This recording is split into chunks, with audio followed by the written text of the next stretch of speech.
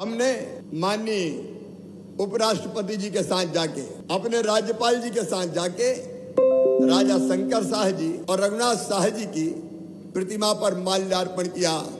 मैं यहाँ अपनी ओर से और प्रदेश की 8.5 करोड़ जनता की ओर से राजा शंकर शाह और रघुनाथ शाह जी के चरणों में शीश झुका के प्रणाम करता हूँ।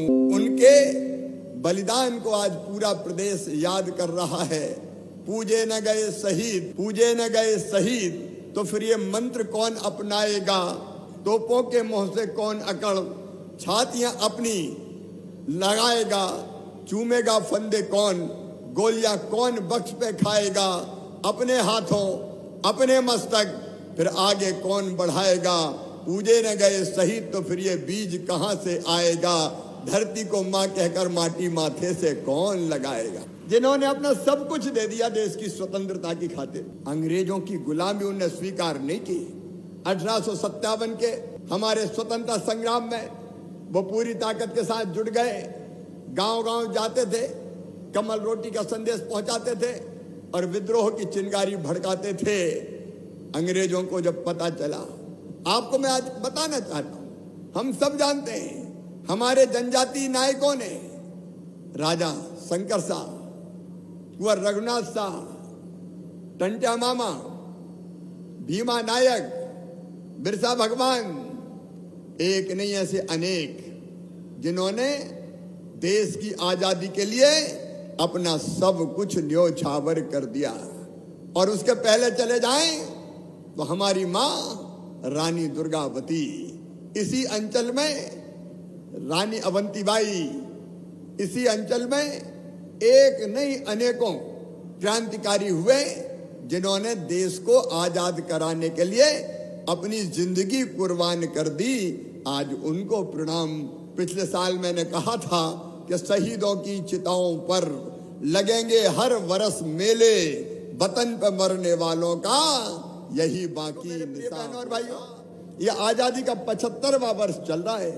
प्रधानमंत्री श्रीमान नरेंद्र मोदी जी को मैं हृदय से धन्यवाद देना चाहता हूं। ये प्रधानमंत्री नरेंद्र मोदी जी हैं जिन्होंने आजादी की लड़ाई के लिए सब कुछ कुर्बान करने वाले हमारे हर क्रांतिकारी का कम से कम स्मारक बने, उसका प्रयास किया।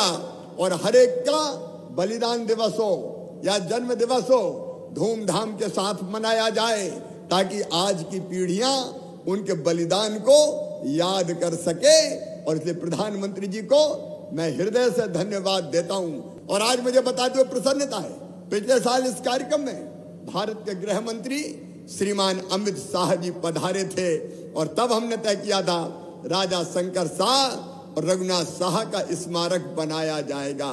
मेरे प्रिय बहनों और भाइयों, राजा शंकर शाह और कुंवर रघुनाथ शाह जी का स्मारक ठीक उसी स्थान पर बनेगा जहां अंग्रेजों ने तोपों के मुंह से बांध के गोलों से उनको उड़ाया था।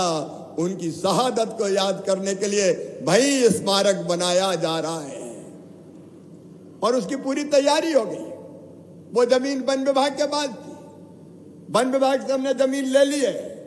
मॉडल भी प्रदर्शनी में देख के जाना, वो जैसा बनना है उसका एक मॉडल बनाया है कि कैसा बनेगा उनका स्मारक, उसमें संग्रहालय और बाकी योजना बनाइए ताकि उनके जीवन से आने वाली पीढ़ियां भी प्रेरणा ले सके और सीख सके।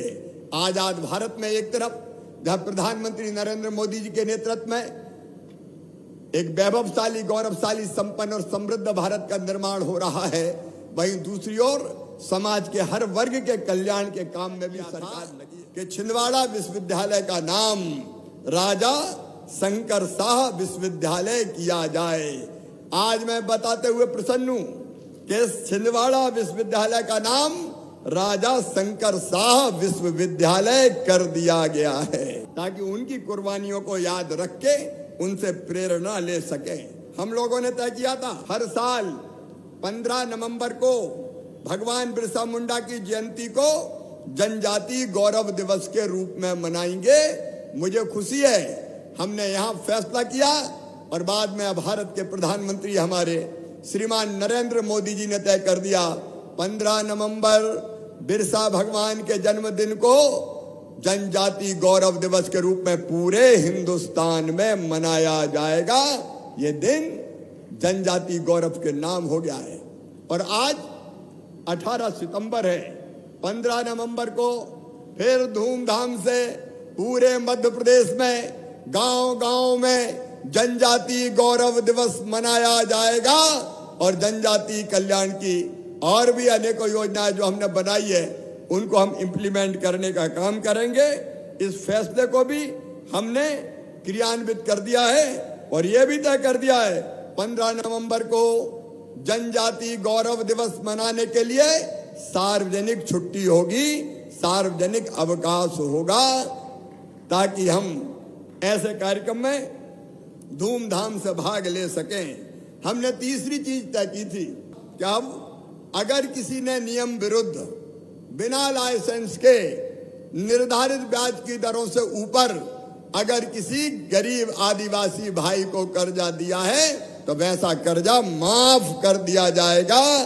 वो उसको वसूल नहीं कर पाएंगे, वो उसको वसूल नहीं कर सकते। ये बाकायदा हमने विधानसभा में लाके इसका कानून बनाने का काम किया है। ये मेरे पास जो विधेयक हमने पारित किया है, कानून बनाया है, उसकी प्रति है, ताकि कोई भी गरीब आदिवासी भाई बहन को लूटने का काम ना बनाएंगे। और देवारण्य योजना के अंतर्गत हम जो औषधि पौधे, आमदनी बढ़ानी जरूरी है, आय बढ़ानी जरूरी है, गरीब की भी, आदिवासी भाई और बहनों की भी, और इसलिए वो आमदनी बढ़ाने के लिए देवारण्य योजना लागू की गई है।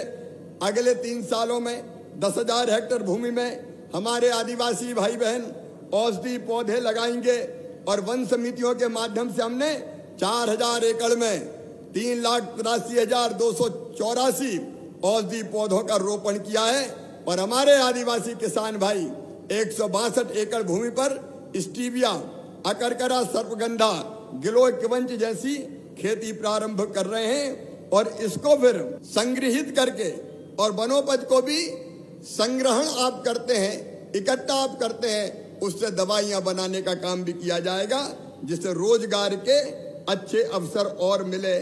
आपको एक बात और ध्यान होगी, हमने तय किया था कि जो नवासी आदिवासी ब्लॉक हैं, उन ब्लॉकों में राशन लेने गरीब को बहुत दूर दूर तक जाना पड़ता है। कई बार पूरा एक दिन खराब हो जाता है केवल राशन लेने में। प्रधानमंत्री जी की गरीब कल्याण योजना, अन्न योजना और मुख्यमंत्री अन्नपूर्णा योजना के अंतर्गत 10 किलो प्रति व्यक्ति ये राशन दिया जाता है। और इसलिए हम लोगों ने मुख्यमंत्री राशन आपके द्वार योजना की घोषणा उस समय की थी। मुझे बताते हुए प्रसन्नता है कि 20 जिले के 89 ट्राइबल जनजाति आदिवासी ब्लॉक में 6,500 से अधिक गांवों में हम 7,13,000 परिवारों को गाड़ी के माध्यम से उनके गांव में राशन पहुंचाने का काम कर रहे हैं। और वो गाड़ी चलाने वाले आदिवासी नौजवानी है, उनकी गाड़ी चलती है जिसमें राशन जाता है, तो उनको भी रोजगार मिलता है। और राशन नवासी आदिवासी इलाकों में उसी गांव में जाके देने का काम अब हो रहा है, ताकि दूसरे गांव हमारे आदिवासी भाई बहनों को ना जाना पड़े।